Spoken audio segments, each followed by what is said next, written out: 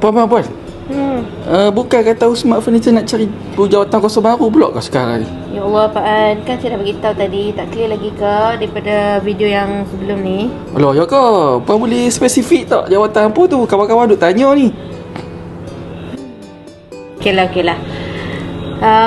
Okey, tadi saya kata banyak kan. So yang kita sangat perlukan dah ni adalah calon-calon wanita. Kebetulan saya tengah tulis ni.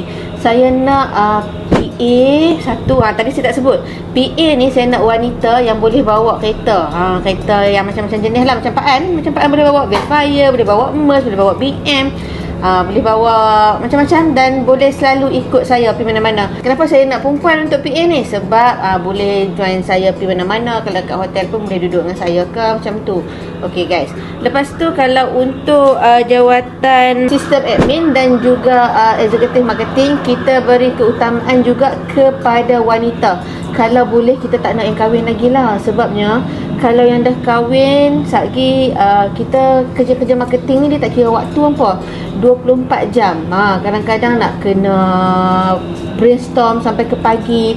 Jadi kita tak nak ada gangguan-gangguan. Kita faham kalau dah berkeluarga tu keutamaannya kepada suami dan anak. So keutamaan untuk jawatan kosong kali ni banyak untuk wanita lah. Pak nak tanya apa lagi?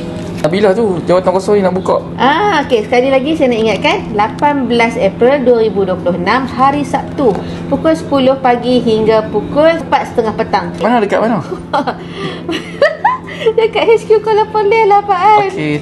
2-3 kucing berlari, mana nak sama si kucing bilang kalau hampa masih tercari-cari, boleh main ke Usnat Furniture Bina Kerjaya.